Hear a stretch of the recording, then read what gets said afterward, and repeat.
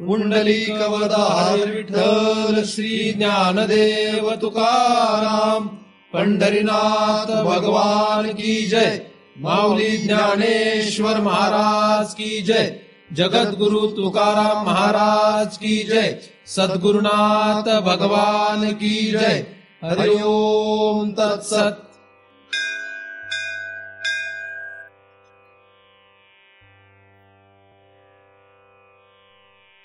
ध्यान मूलम गुरुमूर्ति, पूजा मूलम गुरुपदम, मंत्र मूलम गुरुर्वाक्यम, मुक्ति मूलम गुरु कृपा। ब्रह्मेवाहम अहम ब्रह्म न चाह ब्रह्मणा पृथक, नाहम देहो न मे देहा केवलोहम सनातन। या ठिकाणी आपण सर्वजण नेहमीप्रमाणे दृग्दृश्य विवेक या ग्रंथाचा अभ्यास करण्यासाठी एकत्रित जमलेलो आहोत। आत्तापर्यंत आपण 17 श्लोकांचा अभ्यास केलेला आहे। 18व्या श्लोकाचा आपण अभ्यास करतो आहोत।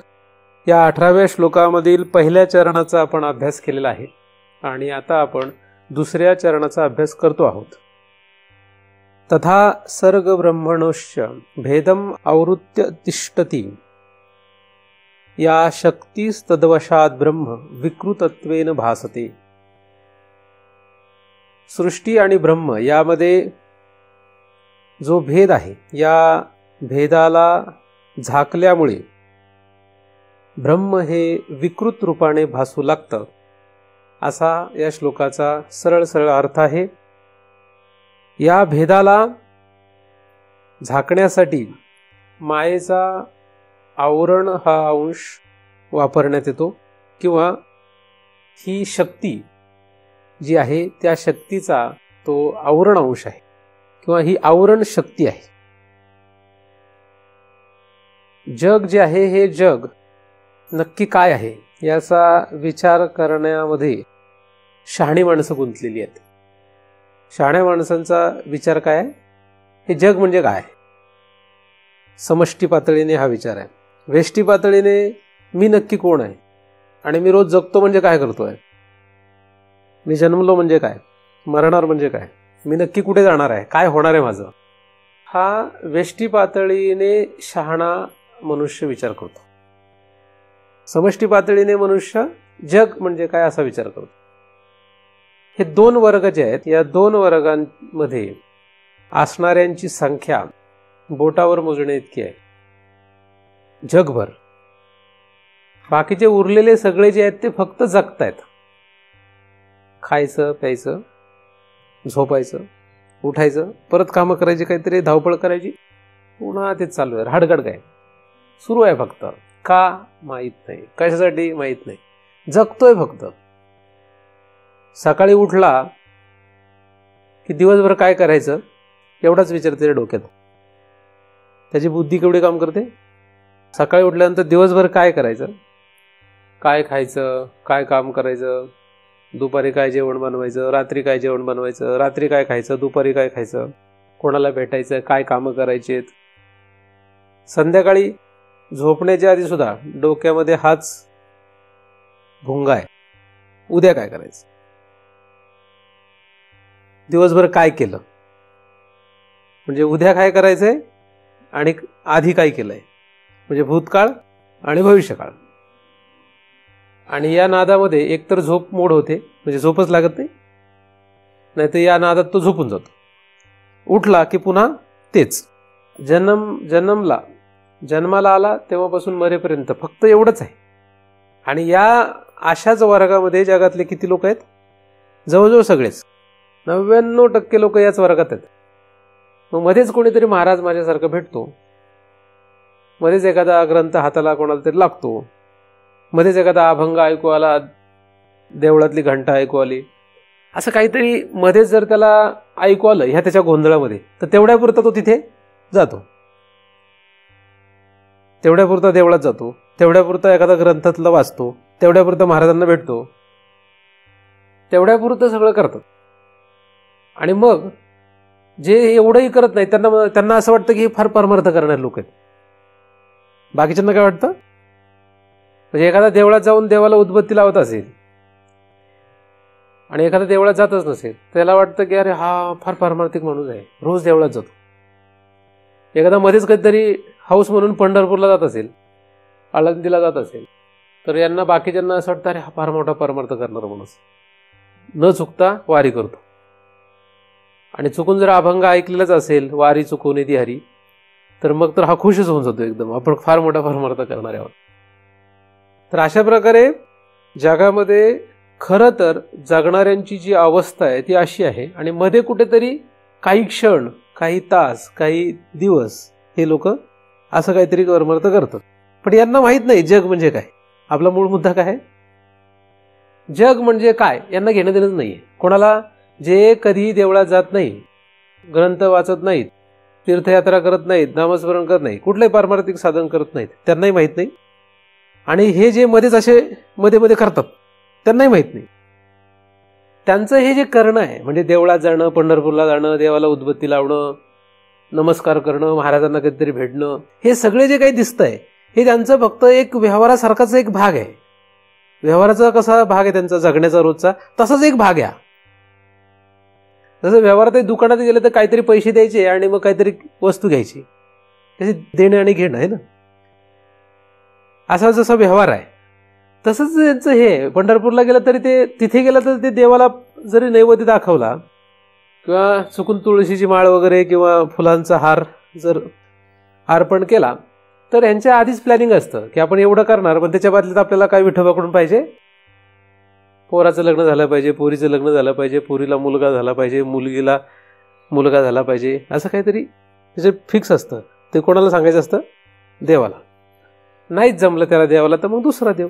येता येता वाटेत जर कुठला सापडलाच मध्ये, आधी आजूबाजूला आहेत बरेचसे देव,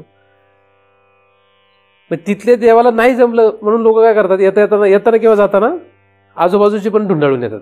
पण येताना सांगतात बाबा काहीतरी होऊ देत. जातात विठोबाला, पण येताना बाकी आजूबाजूला का जातात? कारण नाहीच जमलं विठोबाला तर. कारण विठोबाची गॅरंटी नाही ना. यांना जे काही मागायचं विठोबाला, ते विठोबाला जमल याची काय खात्री आहे? बरं, विठोबाला जमेलच अशी जर खात्री असती तर हा दुसरीकडे गेलाच नसता.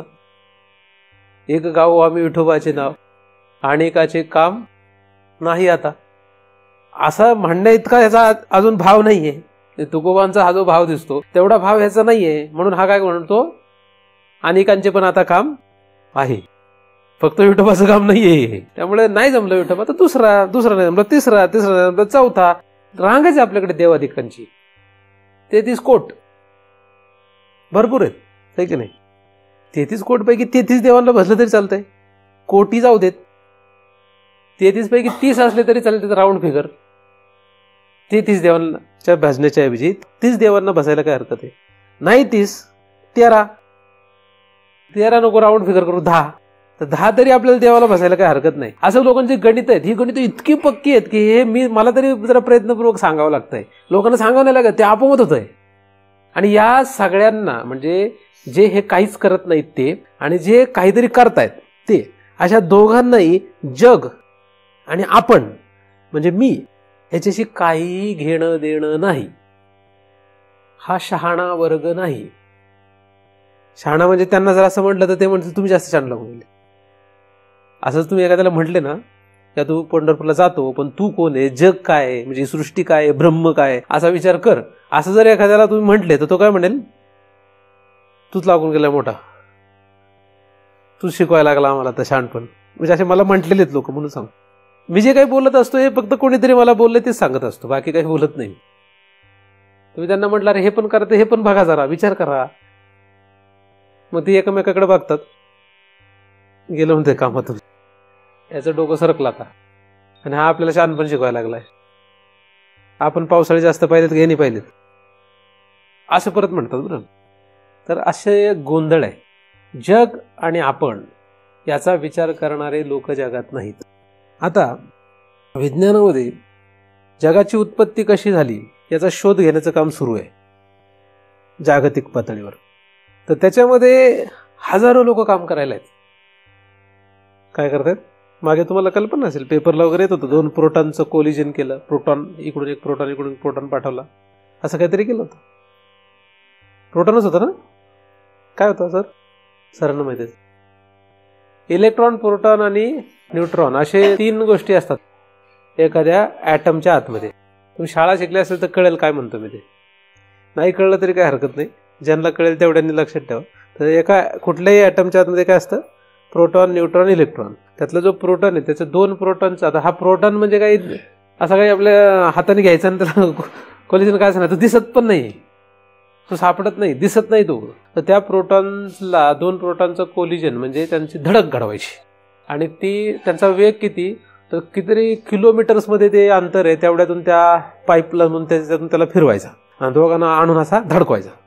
मग त्याच्यातून काहीतरी शोध लावतो. तर त्यासाठी कितीतरी हजारो कोटी रुपये खर्च करून ते जमिनीच्या आतमध्ये ते बनवलं त्यांनी. त्याच्यासाठी कितीतरी हजारो माणसं काम करतात, सायंटिस्ट लोक वगैरे बरेचसे जागतिक पातळीवर आहे ते, फक्त भारताचं असं नाही आहे. तर ते चालू आहे शोध. मागे पूर्वी काहीतरी मध्ये त्यांना ते काहीतरी सापडलं, त्याच्यातून थोडंफार कळलं असं झालंय, असं झालं असेल बरं का, ते म्हणजे काही असं खरं नाही. तर ते प्रयत्न सुरू आहेत. तर सकाळ पेपरला पण बरचशी माहिती येत होती, सगळ्याच पेपरला येत होती, पण आपण मराठी पेपर जेवढे वाचतात त्यांना माहिती आहे सकाळ पेपरला. तर ते लोक सुद्धा जग शोधतायत, जग कसं तयार झालं, जग म्हणजे काय, ह्याचा तोच प्रयत्न आहे. पण आता हे जे हजारो लोक तिथे काम करतात या सगळ्यांना त्याची काही घेणं देणं नाही. ते कामगार आहेत, त्यांना काही घेणं देणं नाही आहे त्याची.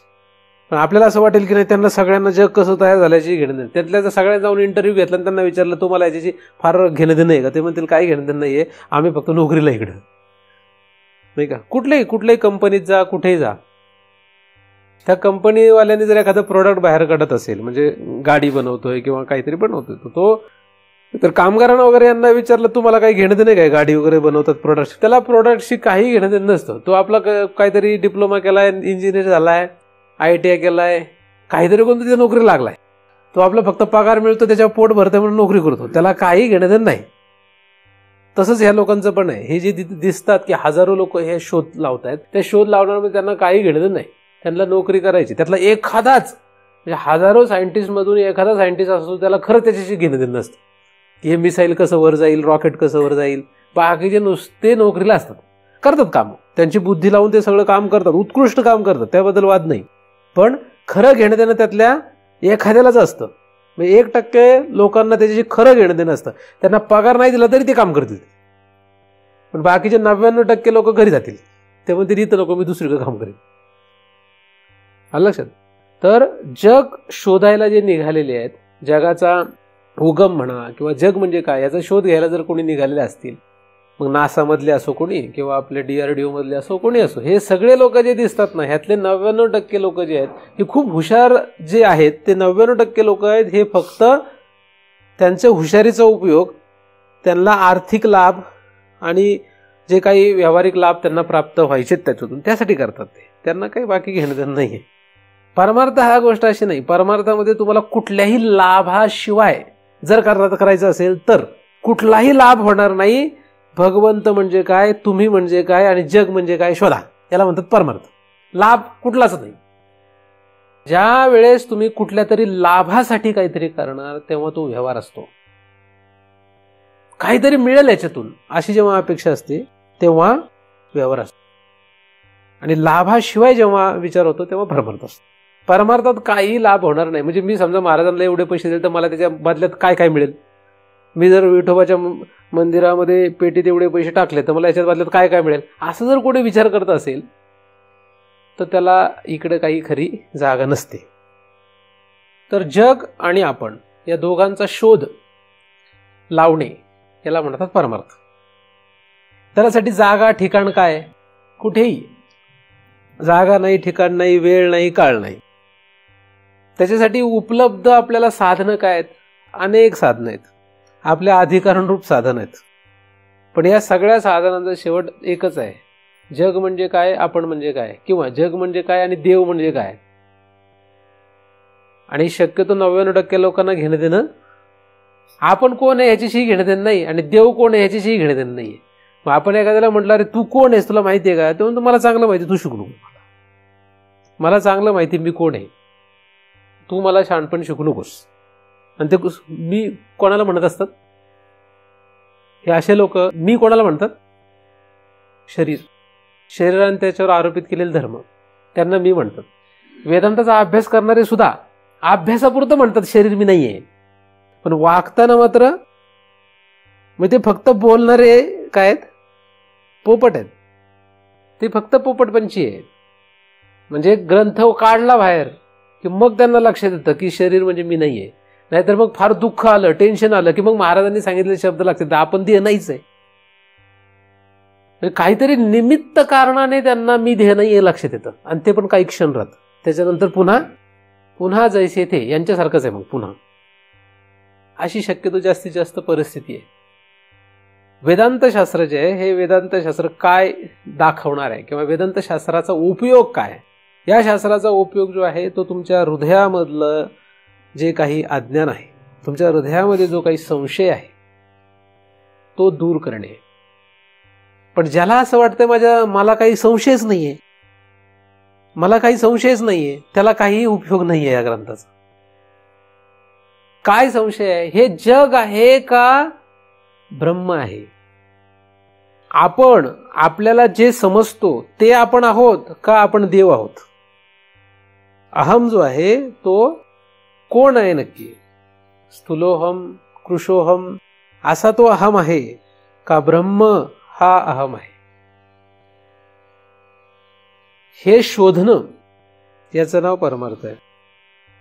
म्हणजे जर आपण या जगाला जग समजतो तर आपल्याला संशय आहे हे पहिल्यांदा मान्य करावं लागतं. संशय, भ्रम, अज्ञान हे सगळे समानार्थी शब्द आहेत. आपल्याला जर हे जग वाटतंय तर हे जग वाटतं हाच आपल्याला रोग आहे. रोग काय आपल्याला? त्याला भवरोग म्हणतात, भवपीडा. याला आपण जग समजतो, याचंच नाव भवरोग.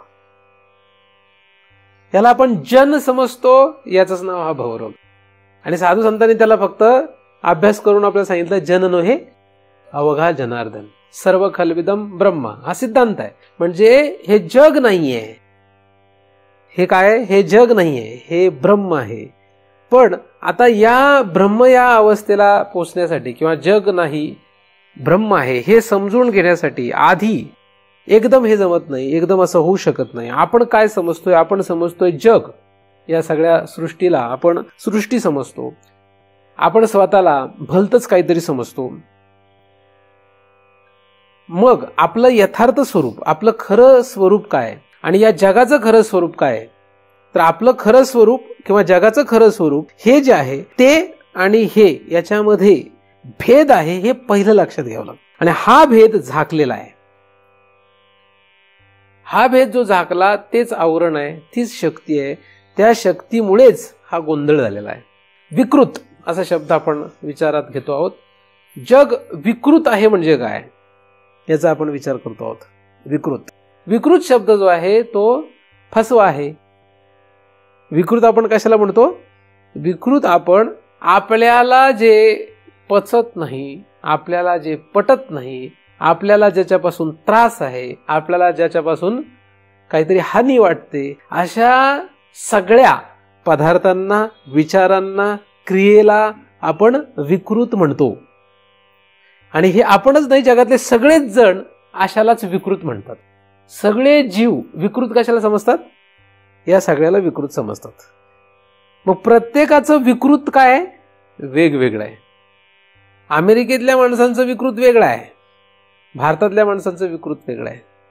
भारतातल्या माणसांमध्ये हिंदूंचं विकृत वेगळं आहे, मुसलमानांचं विकृत वेगळं आहे. हिंदू लोक गाय मारून खायला विकृत समजतात आणि डुकराला अत्यंत गलिच्छ आणि नरकाची सुरुवात समजतात. नरकाचं स्टार्ट आहे, ते तिथून नरक स्टार्ट होतो, श्वान सुकर. मुसलमान लोक गाय मारून खायला पवित्र समजतात आणि डुकराला नाही, गाय मारून खायला पवित्र समजतात. त्यांना काही अपवित्रतेमध्ये वाटत नाही, पण डुक्कर त्यांच्यासाठी चांगलं आहे. डुक्कर त्यांच्यासाठी चांगलं आहे आणि गाय त्यांच्यासाठी वाईट आहे. आपल्यासाठी उलट आहे. विकृत कोण आहे? विकृत कोण आहे? आपण विकृत आहे का ते विकृत आहेत? आता आपल्यावर जन्मानुजन्मे हा हिंदू हिंदू हिंदू किंवा जे काही आपला धर्म आहे त्याचा संस्कार आहे. त्याच्यामध्ये आपल्याला असं शिकवलंय की हे विकृत आहे, आणि त्यांच्या जन्मानुजन्मे त्यांना हे शिकवलंय की डुक्कर हे पवित्र आणि गाय हे आपण खाऊ शकतो. आपण त्याचा विचारही करू शकत नाही. काही लोकांना तर हे, ज्यांना हे माहीत नसेल, त्यांनी जर हे ऐकलं पाहिलं खाताना, तर कदाचित 2-4 दिवस ते जेवू शकणार नाही, झोपू शकणार नाही, कारण ते विकृत आहे असं इतकं पक्क आहे आपल्या डोक्यामध्ये, आपण काहीच करू शकत नाही. अशी गंमत आहे जग म्हणजे. त्यामुळे आपल्याला हे विकृत हा शब्द जो आहे ना, तो पचनीच पडणार नाहीये. कशाला विकृत म्हणायचं? विकृत कशाला म्हणायचं? जिथपर्यंत तुम्ही ह्या विकृत शब्दाचा निर्णय लावणार नाही तिथपर्यंत काहीच खरं नाही. काय विकृत आहे जगामध्ये सांगा मला. आपण ठरवून बसलोय विकृत, आपली यादी आहे, हे विकृत आहे. काय काय काय विकृत आहे? आपली यादी आहे, तेवढी यादी विकृत आहे. आणि या यादीप्रमाणे जर आपल्या समोर आलं तर आपण वैतागून जाणार, आपल्याला वाईट वाटणार, दुःख होणार, बरंच काय होणार. आणि मरेपर्यंत आपण या सगळ्या विकृत पासून दूर राहण्याचा प्रयत्न करणार. नको, पाप झालं असं म्हणणार. फार भयंकर झालं काहीतरी, आता कुठे हे पाप फेडणार, काय करणार, फार कठीण. अशी परिस्थिती विकृत. गुरफटून ठेवलं आपल्याला याच्यामध्ये, काहीच कळत नाही काय चाललंय. कारण ज्याला विकृत म्हणतो त्याला दुसरा कोणी विकृत म्हणत नाही. आपण ज्याला विकृत समजतो त्याला दुसरा कोणी विकृत समजत नाहीये. ते ज्याला विकृत समजतात त्याला आपण विकृत समजत नाहीये. म्हणजे इतकी परिस्थिती एकदम अशी विरुद्ध. फक्त भूतलावरच, अजून तर स्वर्ग लोक नरक लोक राहिला आहे, त्यांचं काय करावं? सृष्टीच्या अंतर्गत आहे ते पण. मग हे कधी पचणार कधी आपल्याला? आपली बुद्धी त्याला सहन कधी करू शकेल? आपल्याला सहनच होऊ शकत नाही. काय होऊ शकत नाही? सहनच होऊ शकत नाही. करणार काय आपण? लोक म्हणतील हे नको आपल्याला, त्याच्यापेक्षा आपल्याला हरिनाम घ्या, आपला जो संप्रदाय त्याला धरून राहा, डोक्याला त्रास नको, कशाला हे सगळं वेदांताच्या नादी लागायचंय. काय त्या मुसलमानांना खायची ते खाऊ देत, त्यांना काय करायचं ते करू दे, आपल्याला काय घेणं नाही. अमेरिकेवाल्यांना काय करायचं ते करू देत, पाकिस्तानवाल्यांना काय करायचं ते करू देत, जपानवाल्याला, चीनवाल्याला काय करायचं ते करू देत. झुरळ खातात, झुरळ. लहान लहान पोरं पण असे झुरळ, आपण झुरळ बघितलं, आपले जे लोक आहेत, स्त्रिया शक्यतो, झुरळ बघितलं तरी 10 फूट पळून जातात. आणि तिथले लहान लहान पोरं झुरळ पकडून खातात असे, आणि एकदम मस्त राहणं छान. म्हणजे विकृत आहे का चांगलं आहे? काय नक्की?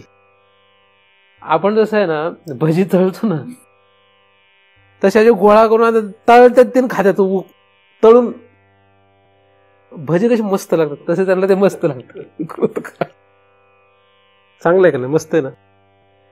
झुरळ तरी एक वेळ जरा बरं आहे, आपण खाऊ शकतो आपण पण, नाही का? नाही. पाली खातात, सरड खातात, साप खातात. खायलाच मिळा ना, काय खायला सगळं आहे, मिळतंय खायला, पण आपण काय म्हणतो विकृती आहे ती. माणसं खातात. असो, गमतीशीर आहे ना सगळं. तर जग जे आहे ना, हे जग, या जगाच्या अंतर्गत हे सगळं आहे. हे सगळं बघा काय आहे जग म्हणजे, आणि तुम्ही ठरवा काय काय विकृत आहे. तुमच्याकडे यादी तयार होईल मोठी. कसली? तुम्हाला जे आवडतंय ते विकृत नाही. तुम्हाला जे आवडत नाही, काही कारण नाही, ते विकृत आहे. तुम्ही विकृत कशाला म्हणणार आहे? आणि असा जगातला कोण आहे की त्याच्याकडे विकृतची यादी नाही? असं जगात कोण असेल?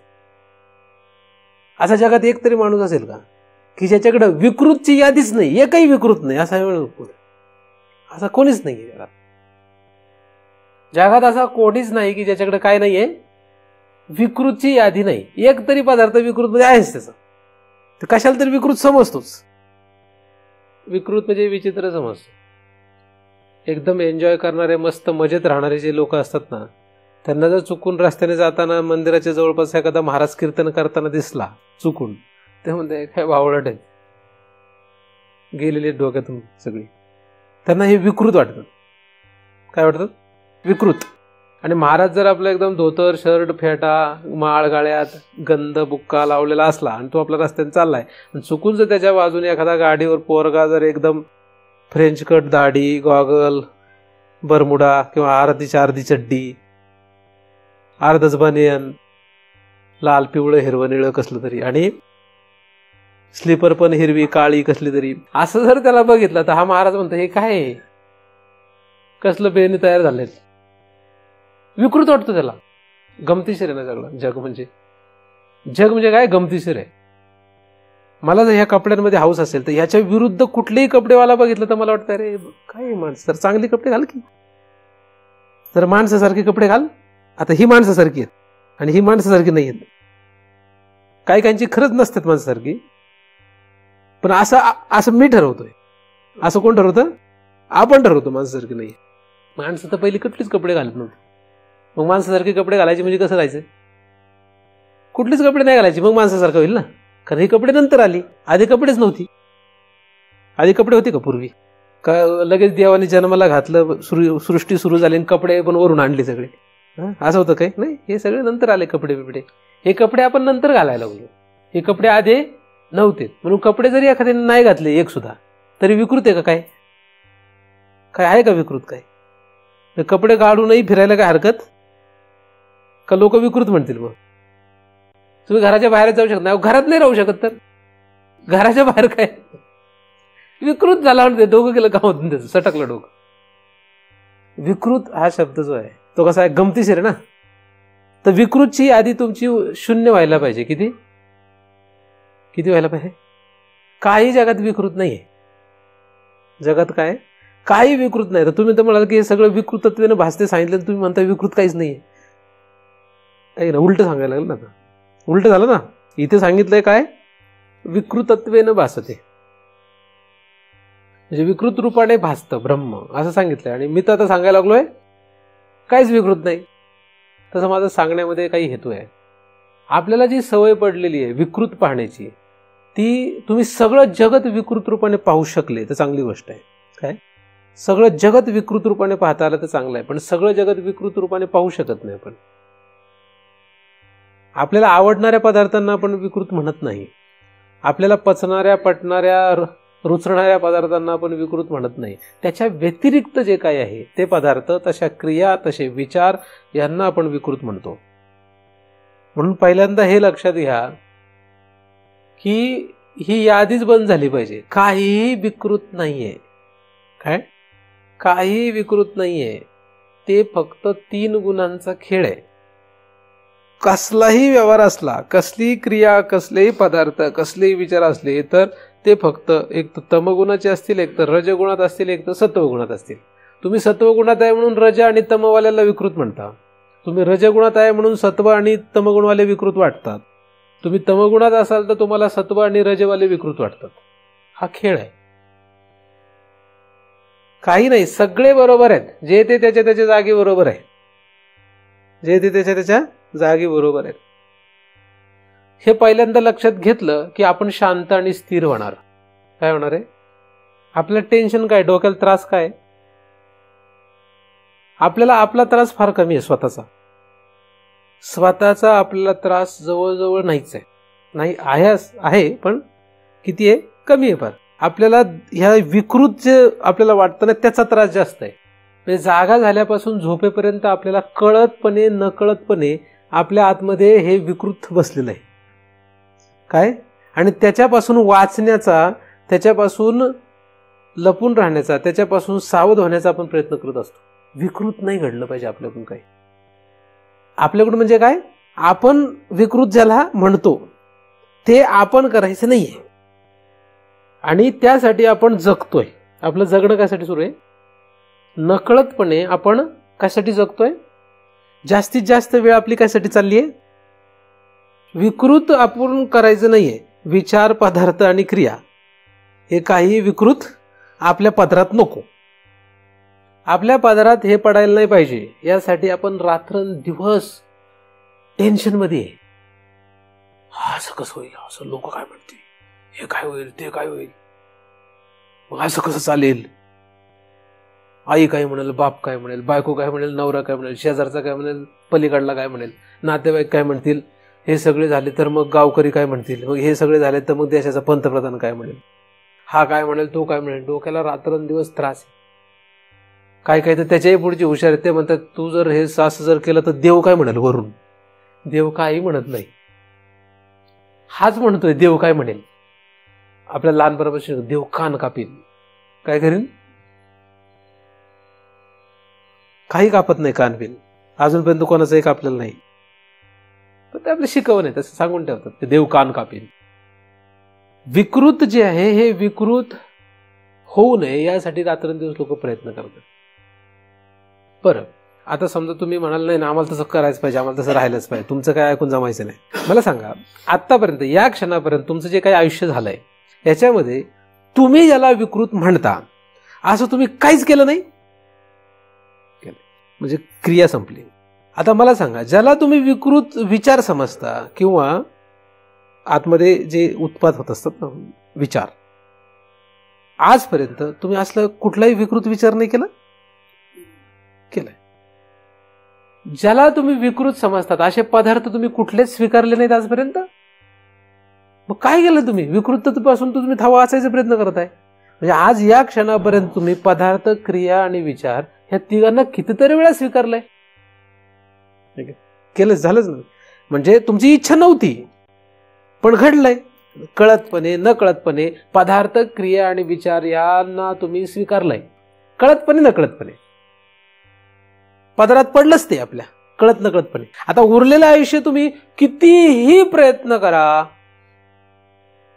उरलेल्या आयुष्यामध्ये सुद्धा तुम्ही ज्याला विकृत समजताय ती क्रिया, ते विचार आणि ते पदार्थ पदरात पडणारच आहेत.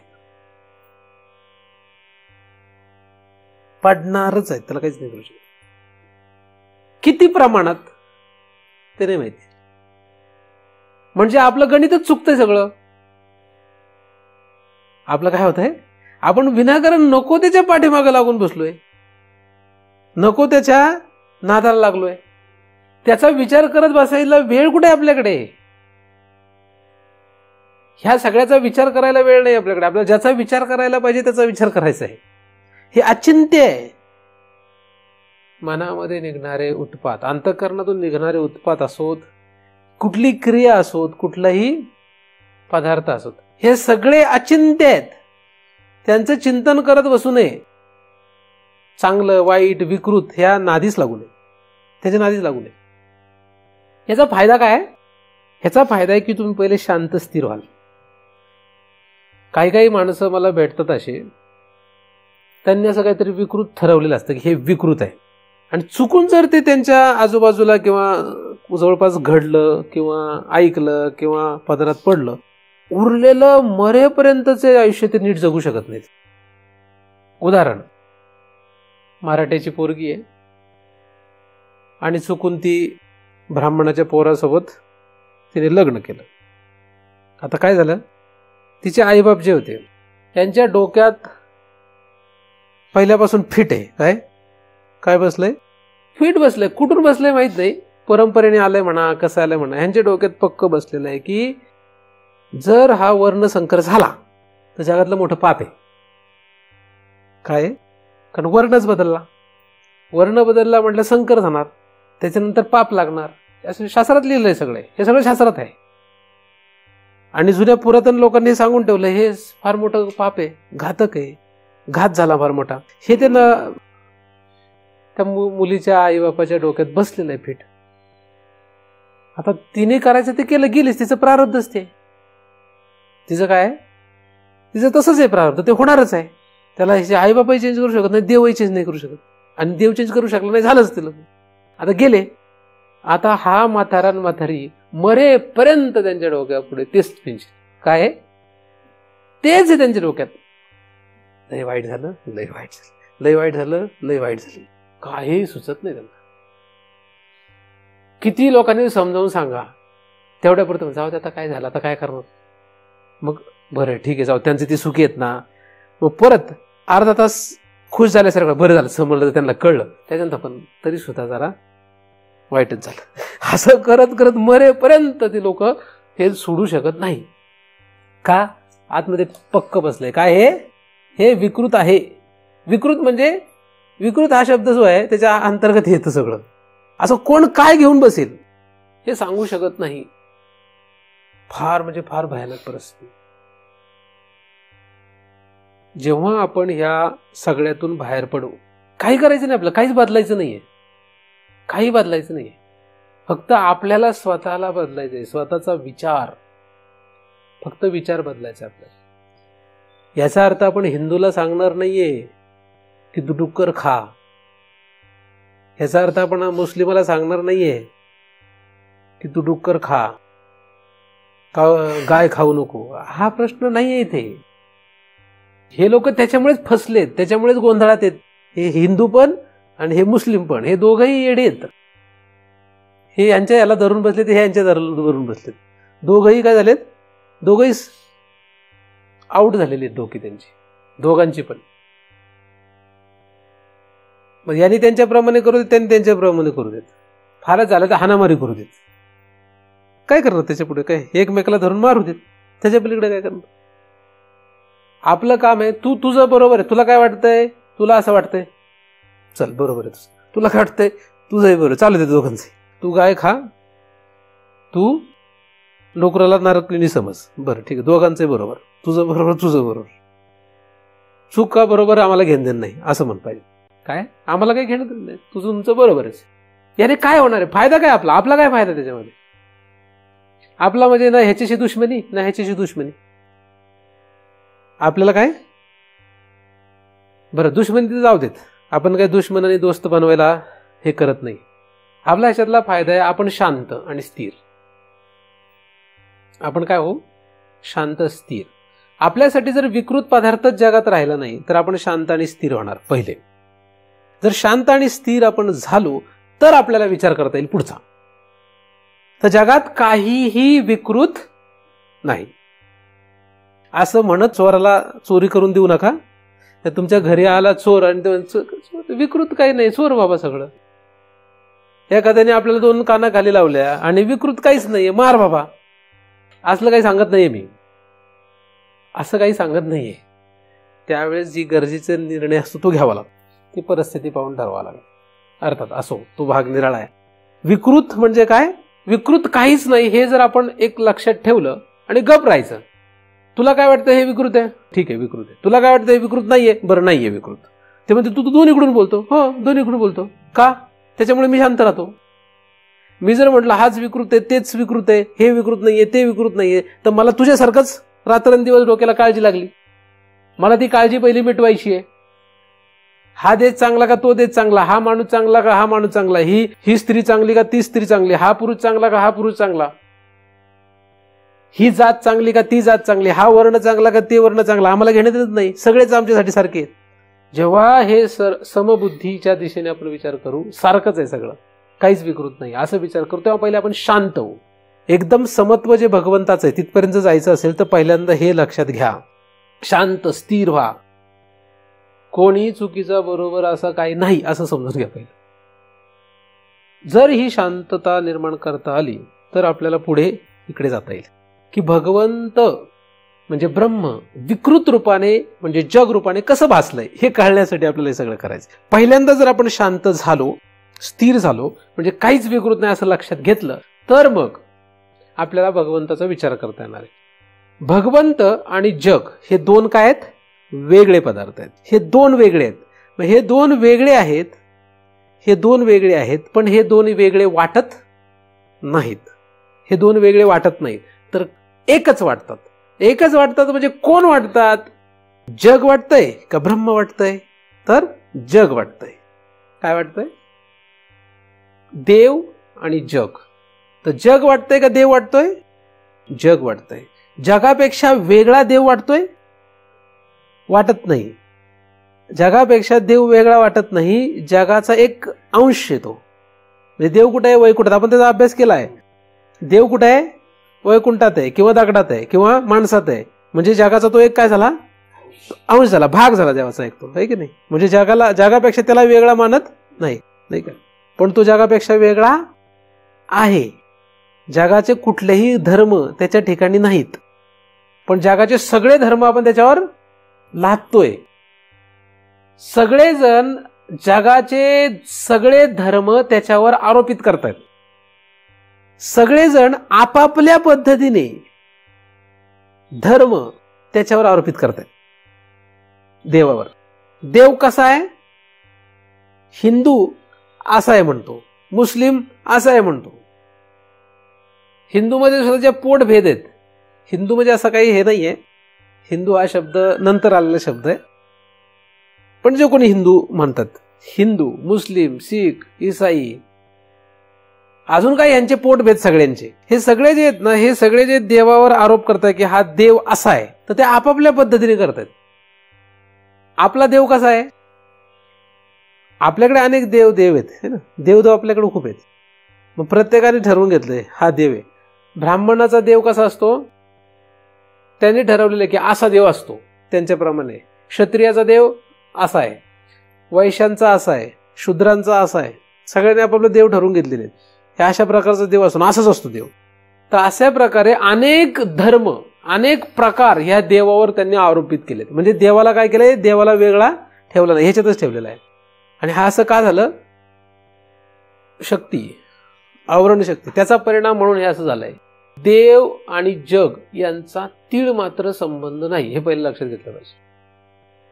शांत चित्त झाल्यानंतर, शांत स्थिर झाल्यानंतर आपल्याला काय पहिल्यांदा लक्षात घेतलं पाहिजे? जग आणि देव याचा काहीच संबंध नाहीये. म्हणजे या तीन लोकांमध्ये देव कुठे आहे? तीन लोकांमध्ये देव कुठे आहे? तीन लोकांमध्ये देव कुठेच नाही आहे. समष्टीने तीन लोकांमध्ये देव कुठेच नाही. त्यामुळे या तीन लोकात त्याला कुठेच शोधायचं नाहीये. मग शरीर, या शरीरामध्ये कुठे शोधायचं त्याला? या शरीरात तो कुठेच नाहीये. शरीरामध्ये तो कुठेच नाहीये. शरीरापासून तो परे आहे, शरीरांच्या अतीत आहे, चार देहांच्या पलीकडे, म्हणजे चार देहात त्याचा काही संबंध नाही असं शास्त्र सांगतं. काय? चार देहात कुठेही तो, चार देहाच्या अतीत, चार अवस्थांच्या अतीत. चार नाही देह घेतले, तीन देह घेतले, तर तीन देहाच्या अतीत, तीन अवस्था घेतल्या तर तीन अवस्थांच्या अतीत असा तो देव आहे. म्हणजे वेष्टीने देहाच्या अतीत, समष्टीने जगाच्या अतीत, म्हणजे पलीकडे, प्रकृतीच्या पलीकडे. जेव्हा आपण स्थिर होतो, जेव्हा आपण लक्षात घेतो की सगळंच जगामध्ये जे दिसतंय हे सगळंच, या सगळ्यामध्ये काहीही विकृत नाही, हे जेव्हा आपण लक्षात घेतो तेव्हा आपण समबुद्धीवर येतो. पण ती समत्व जे आहे ते समत्व भगवंताच्या संबंधाने नसून पहिल्यांदा प्रकृतीच्या संबंधाने आहे. जेव्हा तीन गुणांमध्ये फरक वाटतो, कारण आपला गोंधळ का उडाला होता? आपला गोंधळ उडाला होता, आपण जर सत्व गुणाचे असू तर रज आणि तमगुणावाल्यांना नावं ठेवणार आहे, ते विकृत वाटतात आपल्याला. आपण रजगुणाचे असू तर सत्व आणि तमवाले विकृत वाटतात. आपण तमगुणाचे असू तर रज आणि सत्व गुणाचे आपल्याला विकृत वाटतात. जेव्हा आपण लक्षात घेऊ की रज, सत्व आणि तम या तिन्ही गुणामधलं जगत जे आहे हे सगळं एकच आहे, एकसारखंच आहे. काय? समान आहे, ते सम आहेत ते. तेव्हा सम जर आपण त्याला पाहू शकलो तर प्रकृती या शब्दावर येतो आपण. कारण प्रकृती म्हणजे काय? तीन गुणांची साम्य अवस्था. तीन गुणांची साम्य अवस्था, तीन गुणांची साम्य अवस्था आहे. म्हणजे कोणालाही जास्त किंमत द्यायची नाही. साम्य अवस्था म्हणजे समान. म्हणजे रज श्रेष्ठ का तम श्रेष्ठ का सत्व श्रेष्ठ? कोण श्रेष्ठ आहे? तुम्ही लगेच म्हणणार कोण श्रेष्ठ आहे? सत्व श्रेष्ठ आहे. रजगुणवाले असले तर कोण श्रेष्ठ आहे? दुसऱ्या भाषेत सांगतो, हे जरा सत्व गुणांच्या भाषेपेक्षा दुसऱ्या भाषेत सांगतो. मला सांगा, गृहस्थी श्रेष्ठ का संन्यासी श्रेष्ठ? काहीतरी वाचून सांगू नका. गृहस्थी श्रेष्ठ का संन्यासी श्रेष्ठ? संन्यासी श्रेष्ठ म्हटले तर निघा घरातून बाहेर, आता जा संन्यास घ्या. खरं तुम्हाला संन्यासी श्रेष्ठ वाटतं तर? गृहस्थी श्रेष्ठ आहे का संन्यासी श्रेष्ठ आहे? गृहस्थी माणसं काय म्हणणार? गृहस्थ श्रेष्ठ आहे. तोंडाने काय बोलत येत, वागण्यात काय आहे? काही तर तोंडाने सुद्धा हे सांगणार का अरे गृहस्थी श्रेष्ठ असतो. गृहस्थ आश्रम हा श्रेष्ठ आहे असे गृहस्थी सांगतात. काही लोक तुम्ही आता अभ्यास करताय म्हणून तुम्हाला ते संन्यासाश्रमाची ओढ लागली म्हणून तुम्ही म्हणणार संन्यासी श्रेष्ठ आहे. पण हे आता म्हणताय म्हातारे झाल्यानंतर. तरुणपणात काय वाटत होतं श्रेष्ठ? अंगात जेव्हा बळ होतं तेव्हा काय श्रेष्ठ वाटत होतं? गृहस्थी श्रेष्ठ वाटत होता. गृहस्थ्याला गृहस्थी श्रेष्ठ वाटतं. संन्यासाला काय श्रेष्ठ वाटतं? संन्यासी श्रेष्ठ वाटतो. आणि काही गृहस्थी पण नाही, संन्यासी नाही, पण फारच भितरलेली असतात. त्यांना काय श्रेष्ठ वाटतं? त्यांना असं वाटतं उन्हाळपणे जगणं हे श्रेष्ठ आहे. जगामध्ये ते उन्हाळपणे जगत असतात. उन्हाळ लोक असतात काही माहिती, स्त्रिया पण पुरुष पण जगतभर हिंडत राहतात कुठे. उन्हाळ कॅटेगरी म्हणतात त्यांना. आपण म्हणतो उन्हाळ. बरं, 4 walk. Eat, drink and make merry, enjoy the life, enjoy, असे काही वर्ग आहे. चांगलं वाईट नाही सांगत बरं मी. तुम्ही लगेच म्हणा, तुम्ही म्हणायला लागले त्यांना विकृत. मी कोणाच विकृत नाही म्हणत. माझ्यासाठी सगळी सारखी आहेत, आहे की नाही? तर हे जे आहेत यांना काय वाटतं? हे विकृत आहेत. त्यांना वाटतं हे विकृत, त्यांना वाटतं हे विकृत. असं झालं ना गोंधळ. तर म्हणजे काय झालं? हे तीन गुणांचे आहेत ना, 3 गुणांचे आहेत. मग कुठला गुण श्रेष्ठ कोणाला वाटतो? एकाला वाटतं सत्वगुण श्रेष्ठ आहे, कारण संन्यासी हा सत्वगुणातला आहे. म्हणजे संन्यासीच्या दृष्टीने बघितलं तर श्रेष्ठ कुठला गुण आहे? सत्वगुण. गृहस्थेच्या दृष्टीने जर बघितलं तर कुठला गुण श्रेष्ठ आहे? रजगुण श्रेष्ठ आहे. आणि त्या ह्या उन्हाळ माणसाच्या बाजूने बघितलं तर कुठला गुण श्रेष्ठ आहे? तमगुण श्रेष्ठ आहे. अरे आयुष्य एकदाच मिळतं, एन्जॉय करून घे, असे काही लोक सांगतात. परत कुणी बघितलंय, आहे तेवढी प्रॉपर्टी विक, एन्जॉय कर, खा प्या, मजा कर, काय पुढच्या पिढीचा विचार करतो, असे पण काही लोक आहेत. बापजातीची इस्टेट उधळून टाकायची. पुरुष लोक तसे नाही. पुरुष लोक काय करायची? नाही वाढवता आलं तर आहे ते नीट ठेवायचे. कष्ट करून कसं तरी जीवन काढायची. फाटक्या तुटक्या कपड्यावर लोक जगायची पूर्वीची लोक. आजकालची म्हणतात किती एकर आहे, काय करू आता ह्याच्यातला 2 तुकडं पोरीच्या लग्नाला, 2 तुकडं पोराच्या लग्नाला, उरलेले 2 तुकडं एन्जॉय. एक बोलेरो, एक जर स्कॉर्पिओ असं काहीतरी घेऊ आणि फिरतील आपली पोरं सरळ. असं जगणं आहे लोकांचं, आहे ना? असे दिसतं ना तुम्हाला? तुमचं नाही, अशी काही जगामध्ये दिसतात का नाही? तर कोणाचा कुठला गुण श्रेष्ठ आहे? गृहस्थी असेल तर हे एन्जॉय करणं म्हणजे तमगुण. त्यांना काय वाटतं? तमगुण श्रेष्ठ आहे. जगणं, आचरण, ते म्हणतात खा प्या मजा करा, म्हणजे ते तमगुणाला श्रेष्ठ समजतात. तर अशा रीतीने जेव्हा एका गुणाला श्रेष्ठ समजतो तेव्हा दुसरे 2 गुण काय झालेले असतात? कनिष्ठ झालेले असतात. म्हणजे समानता आहे काय? ही समानता नाही. समानता म्हणजे काय? तिन्हीला समान समजणे. मी तर म्हणतो एखादा म्हटला पोरगा की सगळं फुकतो म्हणजे आणि एन्जॉय करतो, मी म्हणतो आजच कर, उद्या नको, आजच विक. म्हणजे मला जर माझ्याकडे खरं आलं आणि मला विचारलं महाराज काय करू, तर मी त्याला सांगेल तू उद्या नको विकू, आजच विक, मला पण ते थोडे, तू आपण दोघं एन्जॉय करू. ठीक आहे? त्याच्याला नादी लागतो कोणाच्या, कशाला बापाला ना आईला विचारत बसलायस, टाक विकून. ठीक आहे?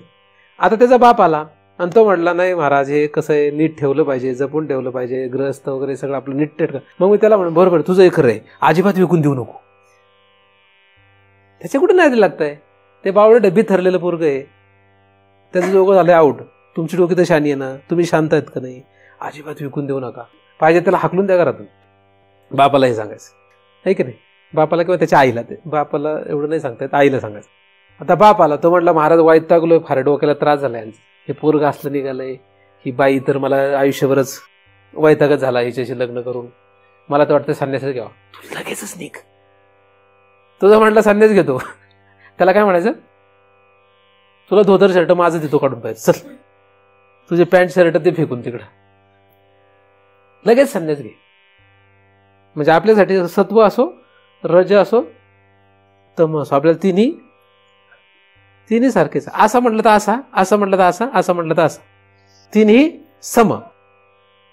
आपण जगाला उपदेश करायला नाही जाते बरं. हे पाहण्याचा दृष्टिकोन बदलतोय आपला. आपण हे कोणाला सांगायचं चाललेलं नाही, कोणाच्या पोराला की तू विक सगळं. कुठल्या माणसाला, बापाला सांगायचं चाललो नाही अजिबात विकू देऊ नको, मुलाला हाकलून दे पाहिजे तर, पण नीट नेटकं चालू दे हे सगळं, असं आपण सांगायचं चाललो नाही. किंवा एखाद्या सांगायचं चाललं तू संन्यास घे म्हणून. ज्याला संन्यास घ्यायचा असेल तो घेईनच, ज्याला विकायचं तो विकीनच, आणि ज्यांना मस्त व्यवस्थित नीटनेटकं चालवायचं ते नीटनेटकं चालवतील. आपल्या सांगण्याने काही बदलणार नाहीये. आपल्याला आपली दृष्टी बदलायची फक्त. आपल्याप्रमाणे काय होणार आहे? हे काय होईल का? मी हे एवढं म्हटलं म्हणजे असं म्हटल्यामुळे ते होणार आहे का? काहीच होणार नाही. म्हणजे आपल्याला फक्त आपली भूमिका बदलायची आहे की सत्व, रज आणि तम हे तिन्ही गुण, 3 गुणांचा हा खेळ जगामध्ये तो चालेलच. ज्याच्या गुणाचं आधिक्य होईल त्याप्रमाणे तो जीव वागेल. आपल्यासाठी मात्र काय? तिन्ही गुण समान. मग तिन्ही गुण सम म्हटलं की त्या 3 गुणापासून निर्माण झालेली सृष्टी सुद्धा अख्खी काय होऊन जाईल? कारण 3 गुणांची साम्यावस्था म्हणजे प्रकृती. म्हणजे आपलं लक्ष कशावर गेलंय आता? प्रकृतीवर लक्ष गेलंय, म्हणजे जगावर लक्ष गेलंय. प्रकृती म्हणजे सृष्टी, सृष्टी म्हणजे जग. आपलं लक्ष कशावर आलं आता? सम असलेली स्थिती आहे ना, सम. सम रीतीने जगाकडे पाहायला शिका. सम. सम हा शब्द भगवंताच्या समनशी इथे नाही आहे बरं. हा कुठला आहे? प्रकृतीचा सम आहे. मग एकदा का प्रकृतीकडे आपण असं बघू लागलो की मग या प्रकृतीविषयी तुम्ही आपोमत निरस होऊन जाल. रस कुठपर्यंत असतो माहितीये? जिथपर्यंत जीवनात खाली वर आहे, चढ उतार आहे, तिथपर्यंत जीवनात रस आहे. ज्या दिवशी हे संपेल त्या दिवशी जीवन संपलं. तसंच जगतामध्ये रस तिथपर्यंत जिथपर्यंत सत्व रज तमचा खेळ आहे. जिथपर्यंत तुमच्या आतमध्ये तमगुण जागृत होतो तिथपर्यंतच तुम्हाला रजगुणाचं कौतुक आहे. जिथपर्यंत तुमच्या आतमध्ये सत्वाची ओढ आहे तिथपर्यंतच तुम्हाला रज आणि तमचं कौतुक आहे. ज्या दिवशी तुमचं सत्व, रज आणि तम हे 3 गुण सम स्थितीकडे जायला लागतील, तुम्हाला ह्या 3 गुणांशी घेणं देणं राहणार नाही, तुम्हाला त्यात रसच राहणार नाही. म्हणजेच तुम्हाला प्रकृतीत रस राहणार नाही, म्हणजे जगात रस राहणार नाही, म्हणजे सृष्टीत रस राहणार नाही. अर महाराज गडबड केली, आम्हाला तर सृष्टीत रस आहे. तुमच्यासाठी विषय नाही. मग हा विषय त्या लोकांसाठी नाहीये ज्यांना जगाशी घेणं देणं आहे. हा विषय त्यांच्यासाठी ज्यांना भगवंताशी घेणं देणं आहे. जेव्हा या प्रकृतीमधला रस नष्ट होईल तेव्हा तेव्हा आपल्याला भगवंतामधला रस लक्षात येईल, किंवा तिकडे जाण्याची ओढ निर्माण होईल की भगवंत म्हणजे काय. भगवंत जो आहे हा भगवंत प्रकृतीच्या पलीकडे गेल्याशिवाय कधीही मिळू शकत नाही, कोणालाच नाही. आणि प्रकृतीच्या पलीकडे म्हणजे वैकुंठाच्या पलीकडे जायचंय किंवा ब्रह्मलोकाच्या पलीकडे काहीतरी आहे तिथं जायचंय असं अजिबात नाहीये. प्रकृतीच्या पलीकडे म्हणजे या 3 गुणांच्या सम अवस्थेच्या पलीकडे जायचं. मग 3 गुणांच्या सम अवस्थेवर यायला तर पाहिजे, तिथे तर आलो पाहिजे. बाउंड्रीवर आल्याशिवाय पलीकडे कसं जाता येईल? सम अवस्थेला आल्याशिवाय प्रकृतीच्या पलीकडे जाता येत नाही. प्रकृतीच्या सम अवस्थेवर आलं पाहिजे. म्हणजे आपल्यासाठी जगातले 3 गुणांमधले सगळे व्यवहार, सगळ्या क्रिया, सगळे विचार सारखेच आहेत. म्हणून तर साधूला वाईट असलं काय चांगला असला काय सगळे सारखेच असतात. साधूसाठी काय असते का? साधूला काहीच नसतं असं म्हणतात ना. साधूला चांगलं वाईट असं काहीच नसतं. लोक म्हणतात चांगलं हे चांगलं हे वाईट आहे, साधू काही म्हणत नाही चांगलं वाईट.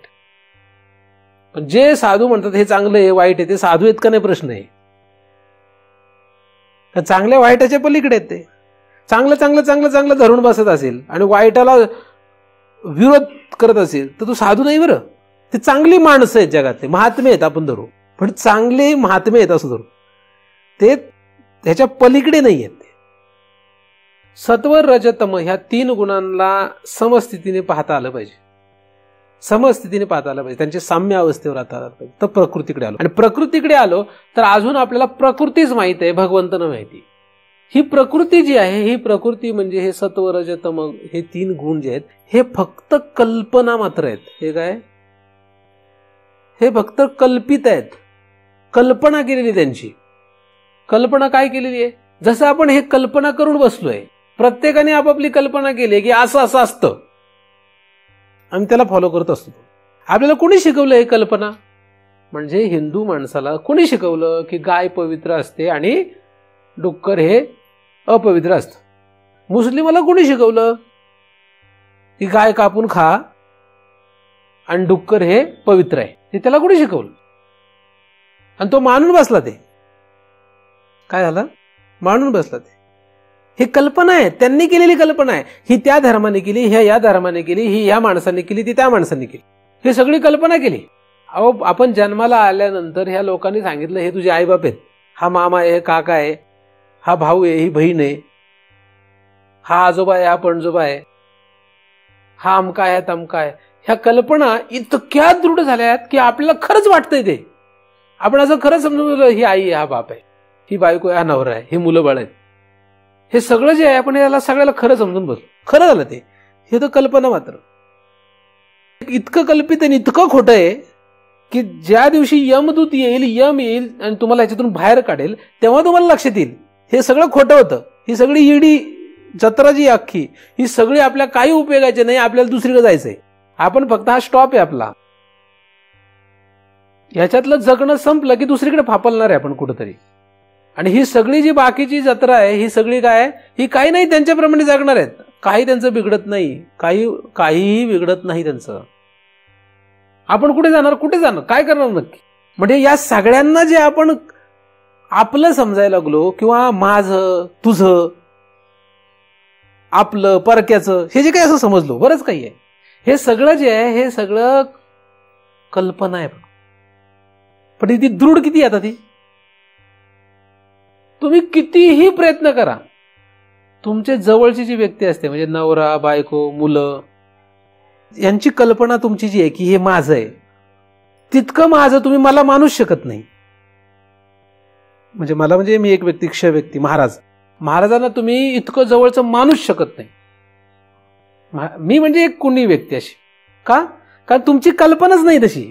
तुम्ही कल्पना काय केलेली आहे, हे माझं आहे, हे माझं आहे, हे माझं आहे, आणि ते इतकं दृढ आहे की ते सुटूच शकत नाहीये. आहे कल्पना फक्त. ती कल्पना कशी तरी निमित्ताने तयार केली. एखादी मुलगी असते, तिचं लग्न होण्याच्या आधी ह्या मुलाला काही माहीत नसतं तिच्याबद्दल. आता ह्याचं लग्न झालं. ह्याचं लग्न झाल्यानंतर हा मानून बसला, काय, ही माझी बायको आहे. आता ही त्याने बायको मानली. काय केली? मानली. ह्याला मानायला कारण, त्याने स्वतः ती मानली आधी, म्हणजे त्याने स्वीकारली. अधिक त्याच्या आईबापाने स्वीकारायला लावली, अधिक तिच्या आईबापाने स्वीकारायला लावली, अधिक जगाने स्वीकारायला लावली. ढोल ताशा बँडबाजा वाजून हा जो कार्यक्रम केला त्याच्यातून ते दृढ केलं. आणि हा आता पक्का धरून बसलाय मरेपर्यंत. हा मरेल, पण हा म्हणणारच नाही की बायको माझी नाही. ही जी कल्पना, ह्याला जे मानायला लावलं, ते का केलं, कशासाठी केलं, हा फार मोठा अभ्यासाचा विषय आहे. मग याच्यामध्ये वादविवाद होण्याचे प्रश्न येतात नाही, पण ते मानलेलंच आहे. ज्या दिवशी हा मरेल तेव्हा, म्हणजे यमदूत जेव्हा ह्याला घेऊन जातील, तेव्हा हा म्हणूच शकणार नाही बायको माझी. तेव्हा कुठे जाईल हा कुठे जाणार आहे, तो कुठे गेला तो, आणि कुठे बायको त्याची राहिली? काही राहिलं नाही. म्हणजे हे मधल्या काळात हा भ्रम आहे, कल्पना केली. तर कल्पना केलेली गोष्ट खरी वाटते. आणि ही खरी किती वाटते? इतकी खरी वाटते की तुम्ही माझ्या विरोधात जाल पण त्यांच्या बाजूने जाल. इतकं तुमच्यावर त्या कल्पनेचं भूत आहे. ही कल्पना जी आहे, तुम्ही ज्या कल्पना करून बसलेत, हे माझं आहे, हे माझं आहे, माझं आहे, हे पारक्याचं, हे पारक्याचं आहे, हे इतकं भयंकर आहे की मी तुम्हाला कितीही शिकवलं, कितीही तुम्हाला सांगत राहिलो, तरी तुम्ही एक वेळ माझ्या विरोधात जाल. मला तुम्ही संपवून टाकाल, पण त्या कल्पनेला तुम्ही संपवू देणार नाही. कल्पनेपासून कल्पिला जो ठेवा, तेने पडे गोवा नेणे हरी. तेने पडे गोवा. गोवा म्हणजे बंधन. त्याने बांधलंय आपल्याला. तुम्ही माझं ऐकणार नाहीयेत. तुमच्या त्या कल्पना ज्या आहेत त्या इतक्या पक्क्या आहेत की तुम्ही त्या तुमच्या कल्पनेला मी थोडं जरी अशी कात्री लावायचा प्रयत्न केला, तडा द्यायचा प्रयत्न केला, तुम्ही मलाच तडा देऊन टाकाल. तडा द्यायला म्हणण्यापेक्षा माझा वध करून टाकाल. पण तुमच्या त्या कल्पनेला धक्का लावू देणार. तुमच्या कुठल्याही कल्पनेला मी जर स्पर्श केला तर तुम्ही मला शिल्लक ठेवणार नाही. आता काही लोक म्हणतील, नाही महाराज असं काय नाही, आम्ही तर तयारच आहे, तुम्ही सांगा फक्त. काही खरं नाही. तुमच्या कल्पना तुम्ही सोडूच शकत नाही. आता हे झालं, हे एकदम व्यवहारिक गोष्ट. तशी ही प्रकृती जी ना, ही एक कल्पना आहे. हो, हे नाही सुटू शकत, ते फार लांबची गोष्ट. प्रकृती म्हणजे सत्व रज तम, ही तर एक कल्पना आहे. एका कल्पनेतून हे सगळं तयार झालेलं आहे. हे काय आलंय? पाणी देऊ का? घाबरले काय? घाबरू नका बरं, काय करत नाही मी. वेदांत म्हणजे जरा अवघड विषय नाही. हे कसं आहे, शस्त्र आहे. हे ज्ञानशस्त्र आहे, तिखट आहे. हे ज्ञानशस्त्र आहे आणि तिखट आहे. तिखट नाही लागलं तर हे शस्त्र नाही. आणि हे शस्त्र तिखट नसेल तर हे ज्ञान नाही. तर सत्व, रज आणि तम या 3 गुणांची सम अवस्थेत असलेली ही प्रकृती जरी असली ती सुद्धा एक कल्पना आहे. ती सुद्धा काय? फक्त कल्पना आहे. त्या कल्पनेपासून हा सगळा खेळ आहे.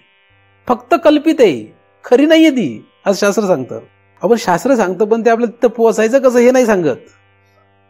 सांगतं खरं ठीक आहे, पण कसं हे नाही सांगत. हे कल्पना एवढे आपण दूर धरून बसलोय जे आपण सोडूच शकत नाही. तुम्ही किती ज्ञानेश्वरी वाचली काय, अख्खी पाठ करून बसले काय, त्याचा काही उपयोग होणार?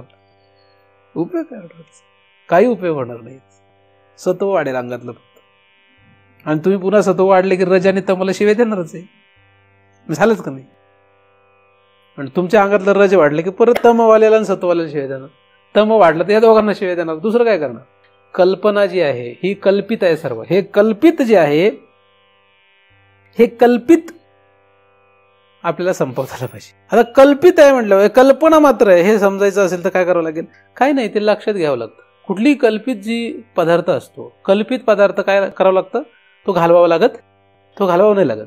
तो फक्त कल्पित आहे हे लक्षात घ्यावं लागतं. मृगजळ हे कल्पित आहे हे फक्त लक्षात घ्यावं लागतं. आकाशाला दिलेला निळा रंग हा काय? फक्त कल्पित आहे हे लक्षात घ्यावं लागतं. सूर्य फिरत नाही, पृथ्वी फिरते हे फक्त लक्षात घ्यावं लागतं. आपण ते लक्षात घेतल्यानंतर, पक्क दृढ केल्यानंतर सुद्धा सूर्य फिरताना दिसतोच. शाळेत शिकवलं लहान मुलाला, मास्तरने काय शिकवलं? सूर्य फिरत नाही. आणि याने पक्क मानलं ते. आता याने इतकं पक्क मानलेलं असतं मग तो स्वीकारत होते की त्याला रोज सूर्य फिरताना दिसतो, पण तरी तो काय म्हणतो? सूर्य फिरत. मला सांगा, तुम्ही आजपर्यंत कधीतरी बघितलंय का की सूर्य फिरत नाही? कोणीतरी बघितलं आजपर्यंत? एकांतरी बघितलंय का की सूर्य फिरत नाही? एकांतरी बघितलंय? विज्ञानवादी असो नाही तर कोणी असो, एकांतरी बघितलंय का की सूर्य फिरत नाही? काय बघितलंय? रोज सूर्य फिरतो. तरी तुम्ही काय म्हणताय? मानताय ना, स्वीकारलंय ते खरं. अगदी तसंच आहे. एकदा का ही प्रकृती कल्पित आहे लक्षात आलं की ती दिसली तरी कल्पितच आहे हे लक्षात आलं पाहिजे. एकदा का हे आईबाप, बायको, पोरं, सगळा संसार, सत्व, रज, तम गुणाचा हा जगत हे सगळं दिसलं तरी ते कल्पित आहे हे दृढ झालं पाहिजे. दिसते काळी ते कल्पित आहे लक्षात घेतलं पाहिजे. नाही तर नंतर राजत्वादात. पण आधी दिसते काळी ते कल्पितच आहे. सूर्य फिरतच नाही हे जितकं दृढ आहे ते फिरत असताना सुद्धा आपण मानतो, स्वीकारतो, लक्षात घेतो. त्याचप्रमाणे हे सगळं कल्पित आहे. बायको कल्पित आहे, नवरा कल्पित आहे, मुलं बाळ कल्पित आहे, शरीर कल्पित आहे, सगळं कल्पित आहे.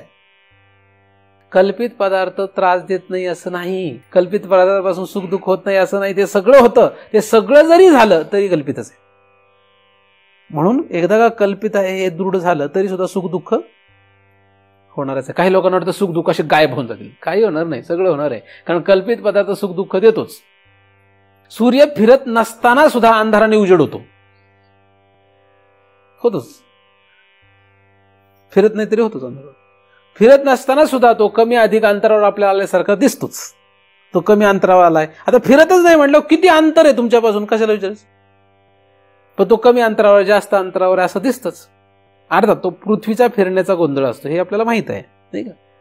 तर कल्पित जे जग आहे हे कल्पित जग कल्पितच आहे हे लक्षात घेतलं पाहिजे. इथपर्यंत आपण आलो पाहिजे. हे कसं शक्य आहे? तुम्हाला मी प्रवास सांगितलाय. कसा प्रवास येतो?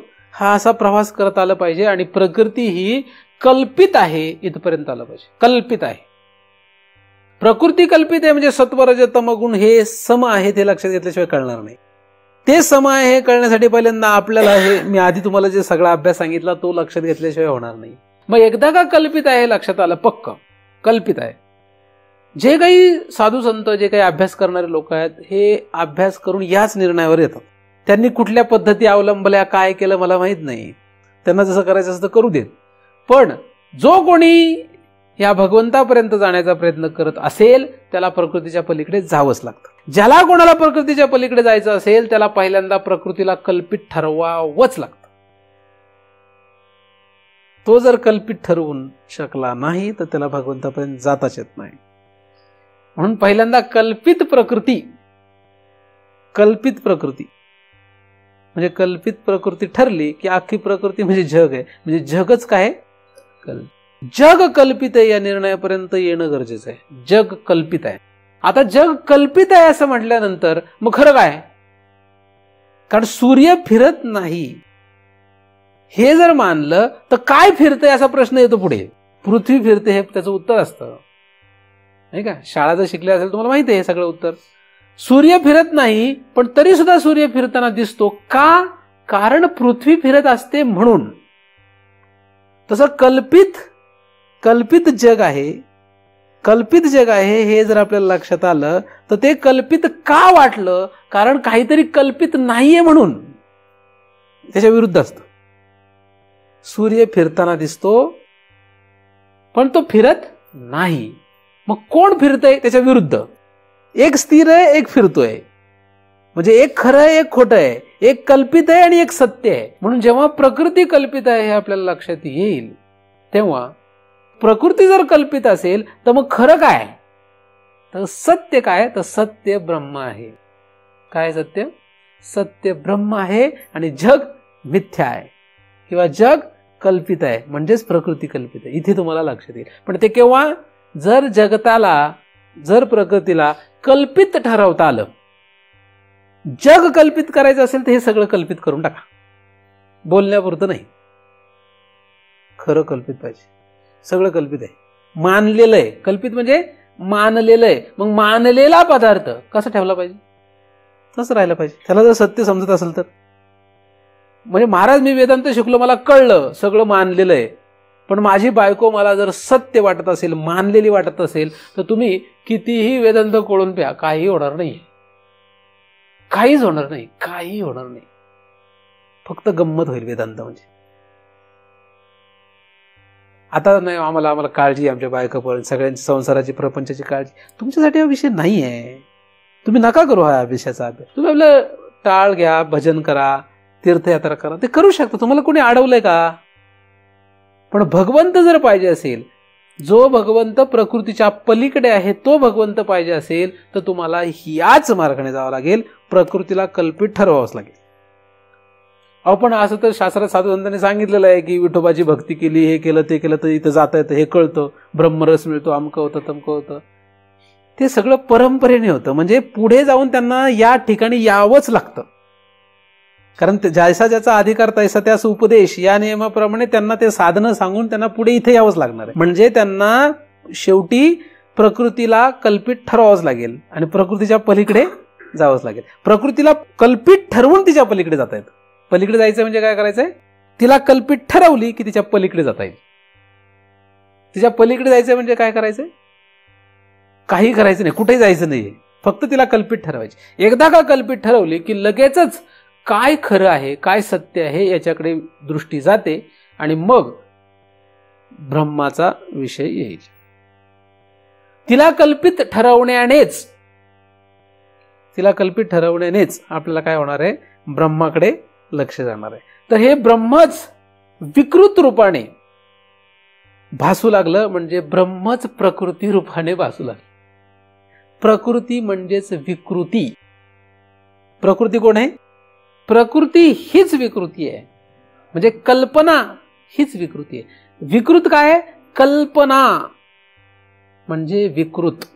विकृत म्हणजेच कल्पना. तुम्ही जे काही कल्पना केली ती सगळी विकृत आहे. मग तो हिंदू असू दे, मुस्लिम असू दे, सिख असू दे, असं काही असू दे, कोणी काहीही कल्पना केली असते ती सगळी विकृत या वर्गात. म्हणजे तमगुणाची कल्पना विकृत, रजगुणाची कल्पना विकृत, सत्वगुणाची कल्पना विकृतच आहे. सगळंच विकृत आहे. प्रकृतीच विकृत या शब्दात आहे. कल्पना हीच विकृत शब्दात आहे. म्हणून विकृती म्हणजे काय? विकृती म्हणजे ब्रह्माला प्रकृती रूपाने भासणं. विकृती म्हणजे काय? विकृत म्हणजे काय? ब्रह्मच जग रूपाने भासलं यालाच विकृती असे म्हणतात. मग जग रूपाने भासलं म्हटल्यानंतर सत्व रजक तम तिन्ही, म्हणून तिन्ही सुद्धा विकृत आहेत.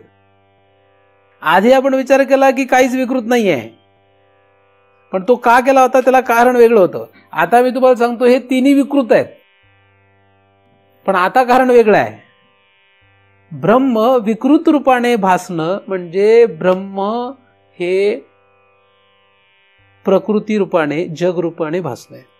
जग हे विकृत शब्दात येतं. मग जग ही विकृती जर संपवायची असेल तर काय करावं लागेल? तोच आपला परमार्थ आहे. आपल्याला काय करायचंय? प्रकृतीच्या पलीकडे जायचंय. प्रकृती म्हणजे सत्वरजतम आणि सत्वरजतम म्हणजेच विकृती, म्हणजे प्रकृती म्हणजेच विकृती आहे. कारण त्या प्रकृतीमुळेच आपल्याला सत्य असलेला भगवंत लक्षात येत नाही. मायेमुळेच आपल्याला ब्रह्म लक्षात येत नाही. मायेवर लक्ष असेल तर ब्रह्म लक्षात येत नाही. माया हीच आपल्याला आडवी आलेली आहे. कोण आडवी आलेली आहे? ती मायाच फक्त आडवी आली, म्हणजे प्रकृतीच फक्त आडवी आलेली, म्हणजे कल्पनाच फक्त आडवी आली. तिला संपवलं तर तो प्राप्त होईल. मग तिला कसं संपवायचं हाच आपला विषय सुरू आहे. म्हणजे आपला जो अभ्यास आहे तो काय? वेदांत मार्ग फक्त हेच शिकवतो. वेदांत मार्गामध्ये हाच विषय आहे. प्रकृती मध्ये काय करायचं हे धर्मशास्त्र आणि बाकीचं जग सांगतं. प्रकृतीच्या नादीच लागायचं नाही हे वेदांतशास्त्र सांगतं. फरक काय दोघांमधला?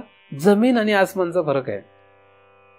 तुम्ही जगामध्ये कुठेही जा, कुठल्याही महाराजांकडे जा किंवा कोणाकडेही जा, तुम्हाला जगात कसं राहायचं, काय करायचं शिकवलं जाईल. काय शिकवलं जाईल? जगात कसं राहायचं, काय करायचं, कसं वागायचं हे शिकवलं जाईल.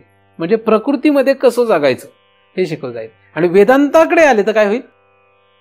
जगाच्या पलीकडे कसं जायचं हे शिकवलं जाईल. मुळात वेदांत शास्त्र जे आहे हे जगाला कल्पित मानतं.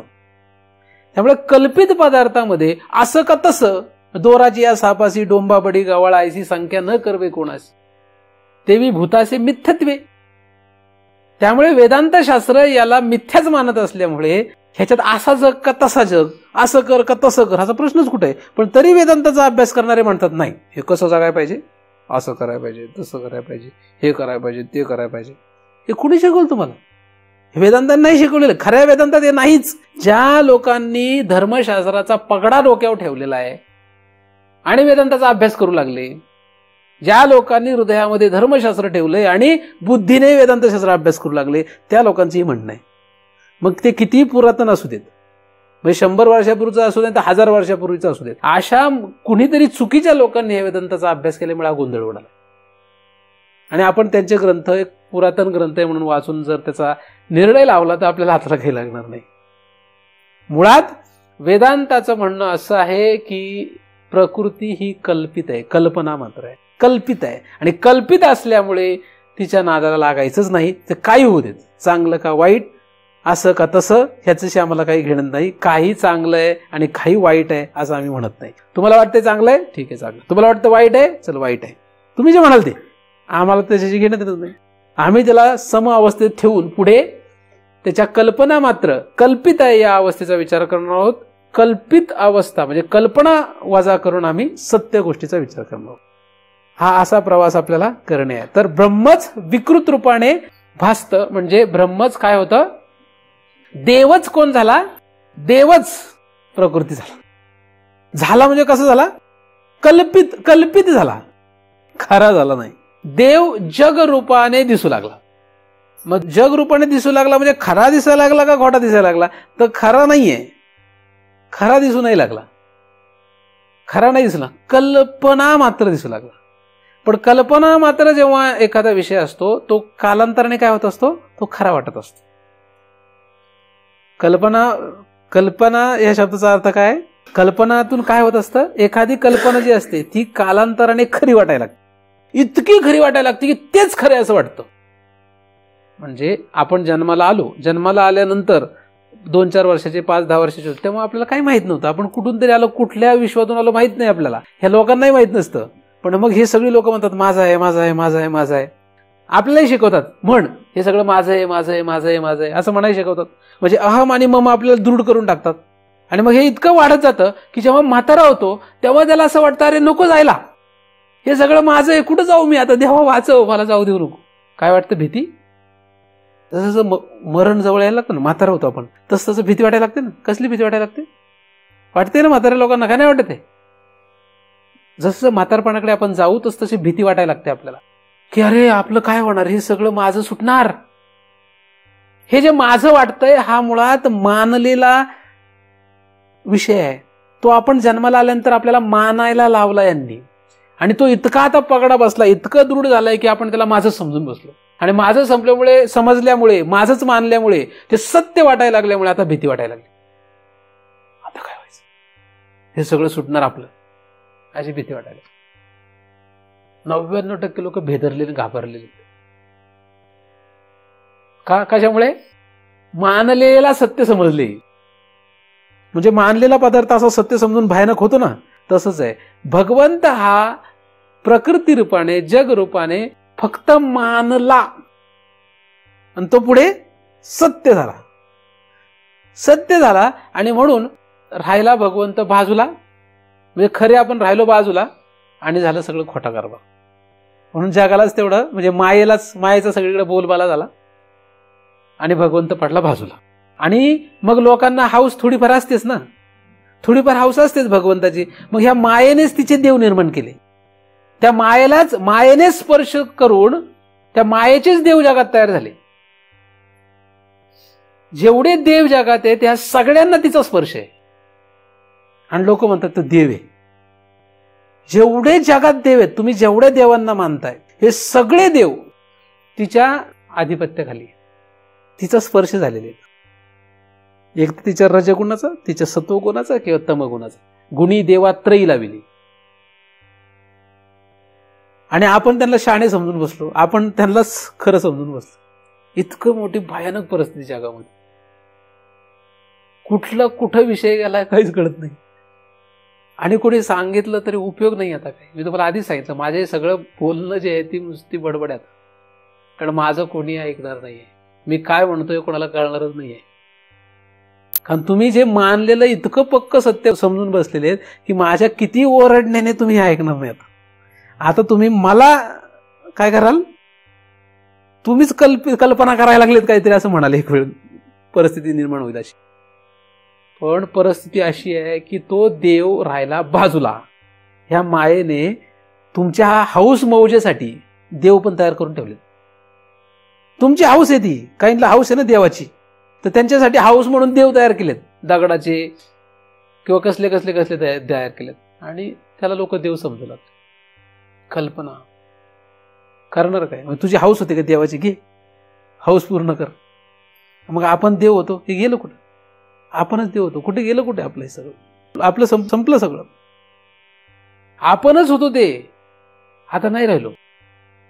आता भिकाऱ्यासारखे झाले आपली अवस्था. राजा होतो आपण तेच होतो, पण आज ते राहिलो नाही. साधू संत वेदशास्त्र ओरडून सांगतोय की आपणच ते होतो, पण आपण ऐकायला तयार नाही. आणि ऐकायलाच तयार नाही म्हटलं मग मानलेलं सत्य दृढ राहणारच आहे. त्याला काय करणार? त्याला कोणीच वाचू शकत नाही. असो, ज्यावेळेस तुम्हाला कधी वाटेल तेव्हा याच्यातून बाहेर पडा. नाही याच्यात मी तरी जेव्हा वाटेल तेव्हा पडा. पण ज्याला कोणाला खऱ्या भगवंताकडे जायचं असेल त्यांना प्रकृतीच्या पलीकडे जावंच लागेल, आणि तिचं ऐकाय नाही लागत. माया तो ठगनी बने ठगत फिरत सब देश, इस ठगनी को जिस ठगने ठगा उसको मेरा आदेश. कोण पुढे जाणार? तिला ठकवता आलं पाहिजे. तिला ठकवायचं म्हणजे तू ठकनीच आहे. तू काही निर्माण करशील, कुठलाही देव निर्माण करशील, तुझ्या देवाला मी भुलतो थोडीच. तू ज्या देवाला निर्माण करून ठेवलंस, तू त्या देवाला माझ्या पुढे करतेस, तो देव मी मानतच नाही का? असं झालं पाहिजे. तिच्या संबंधाने येणाऱ्या देवाचा आम्ही स्वीकार करत नाही. विठोबा कसा असतो? एकटा. तिला बाजूला, तू बाजूला राहा, आमचा देव एकटाच आहे फक्त. पण आपल्याला नको असतो, आपल्याला सोबतही लागतंय कोण, मग ती पाहिजे सोबत आपल्याला, तिला चिटकवायला लागतंय. मग काही लोक म्हणते दोन बोटं मागे ठेवा. मग ठीक आहे म्हटलं, 2 बोटं मागे ठेवून ठेवतो. एकच देव आहे. ती आली की वाटोळं झालं. तिने सगळं वाटोळं केलंय. कोणी? प्रकृतीने. तिने म्हणजे कोणी? प्रकृती. तिलाच दुसरं नाव माया आहे, तिसरं नाव अविद्या आहे, चौथं नाव कल्पना आहे, प्रधान आहे, बरेच नाव आहे तिला. आणि तिने हा गोंधळ लावलेला आहे. पण तिचा गोंधळ त्याच्या सत्तेवर चालतो. तुम्ही काय करायचे ते बघा. त्याची सत्ता स्वीकारणारा का तिची सत्ता स्वीकारणार, हा तुमचा प्रश्न आहे. कसं जायचं हा प्रवास आहे. हा प्रवास जर तुम्हाला सहन करायचा असेल तर जेवढा विश्वास तुम्ही कल्पना केलेल्या पदार्थांमध्ये ठेवता त्याच्यापेक्षा जास्त विश्वास शास्त्रावर आणि सद्गुरूवर पाहिजे. त्याच्यापेक्षा जास्त श्रद्धा शास्त्र आणि सद्गुरूवर पाहिजे. जेवढी श्रद्धा, जेवढा विश्वास तुम्ही कल्पना केलेल्या जगावर ठेवताय. तुम्ही कल्पना केलेल्या म्हणजे तुम्हाला कल्पना करायला भाग पाडलंय. बरं, ही तुझी आई आहे, हा तुझा बाप आहे, ही तुझी बायको आहे, हे तुझे मुलं, हे सगळं कल्पना तुम्हाला स्वीकारायला लावली आहे. त्यांनी हॅमरिंग केलंय तुमच्यावर. तर ह्या सगळ्या तुमच्या कल्पित पदार्थांवर जेवढी तुमची श्रद्धा आहे, विश्वास आहे, त्याच्यापेक्षा जास्त श्रद्धा आणि विश्वास जर तुम्हाला शास्त्र आणि सद्गुरू निर्माण करता आला तर कदाचित तुम्ही ह्याच्यातून बाहेर पडण्याची शक्यता आहे. अन्यथा तुम्ही सरळ ही वाट सोडून द्या आणि दुसऱ्या वाटेला आपलं मस्त राहा, मजेत राहा, पुन्हा पुन्हा जन्म घ्या, काही हरकत नाही. तर कशाला डोक्याला त्रास करून घ्यायचं, डोकं खाजून बसायचं विनाकारण, आहे की नाही. म्हणजे महाराजांनाही बरं वाटतंय, तुम्हालाही बरं वाटतंय, असला काही प्रकार आपल्याला करायचा नाही. तर आपल्यासाठी हाच प्रवास आहे. असो, घाबरू नका, घाबरण्याचं काही कारण नाहीये. सगळं कल्पना आहे, कल्पित आहे. पण ह्या कल्पित पदार्थाने आपलं एवढं वाटोळं केलं, एवढं फिरवलंय आपल्याला, एवढं आपल्याला फिरवत बसलंय, काय त्याला सांगायचं सोय. संन्यासी झालेल्या मनुष्याला कळतं की आपण पूर्वी जे जगत होतो किती बावळटपणा होता. कधी कळतं? संन्यासी झाला ना माणूस की मग त्याला कळतं रे सगळं बावळटपणा होतं. तुम्हाला सुद्धा करणार हे सगळं बावळटपणा आहे. कधी तुम्ही मेल्यानंतर जेव्हा वर झालं ना तेव्हा तुम्हाला लक्षात आलं काय बावळटपणा करत होतो मी. मागच्या जन्मातली बायका पुरं आठवतात? आता त्यांची व्यवस्थेची काळजी करताय? नाही करत का? मी म्हटलं करा, तर कराल का? आता दिसतच नाही, कळतच नाही, कळतच नाही, पण होते ना. आता उपयोगी राहील. तसंच जेव्हा तुम्ही मराल आणि मरणार नाही का, मरणार आहे, मरल्यानंतर पुढे गेले की खालचे तुमचे जे काही तुम्ही ज्यांची काळजी करत बसले होते ना, ही सगळी काळजी गेली पाया. त्यामुळे ती काळजी नका करू, भगवंताची काळजी करा. भगवंत कसा प्राप्त होईल याचा विचार करा, भगवंत प्राप्तीचा विचार करा, यांची व्यवस्था करत राहा. त्याची काळजी करत नका बसू, करत राहा, ती करत राहा, त्याने काय होत. तुमचं जे काही मागे लागलेलं सगळं हे सगळं करत राहा, पण त्याच्यातच मरू नका. जितक्या लवकर त्याच्यातून बाहेर पडता येईल तेवढं बाहेर पडा. कसं? शरीराने बाहेर नाही पडायचं आपल्याला, शरीराने बाहेर नाही पडायचं, शरीराने तिथेच आहे आपण. कारण शरीर कुठं जाणार आहे, म्हाताऱ्या कोताऱ्यांना कुठंच जाता येत नाही. शरीराने बाहेर नाही पडायचंय, फक्त ही आतली स्थिती आहे, ही आतली स्थिती आहे. मी कुठंच बाहेर नाही पडलो, मी इथंच आहे तुमच्यामध्येच. मी कुठं गेलोय का? मी कोणाला ये म्हटलं नाही, जा म्हटलं नाही. मी कुठं गेलोय ना कुठं आलो नाही. जिथे आलो तिथे आलो, जिथे नाहीये तिथे नाहीये, अशी स्थिती आहे. त्यामुळे फक्त मी आतली स्थिती बदलत गेलोय, आतली स्थिती बदलली, आतलं सगळं बदलून गेलंय. आतलं बदलल्यामुळे बाहेरचं काही असू दे त्याला काही होत नाही ना. अशी स्थिती निर्माण करायची, हा आपला मार्ग आहे. त्यामुळे कोणालाही दुःख होण्याचं किंवा काही व्यवहारामध्ये कुठल्या अडचणीचा प्रश्न नाहीये. तसं काही होत नसतं. जे होणार आहे ते होणारच आहे, जे नाही होणार त्याला कोणीही करू शकत नाहीये. तर अशा रीतीने जर वेदांताचा अभ्यास केला तरच तुम्ही शांत, स्थिर आणि सुखी व्हाल, व्यावहारिक दृष्ट्या सुद्धा. आणि पारमार्थिक दृष्ट्या जर सुखी व्हायचं असेल तर वेदांताशिवाय जगात कोणालाही कुठलाच उपाय अजिबात नाहीये. कोणाला करायचं तर करून बघू देत. जे काही चिंतन झालं ते परमपूज्य सद्गुरू अनाप महाराज यांच्या चरणी अर्पण करतो आणि येथेच पूर्णविराम देतो.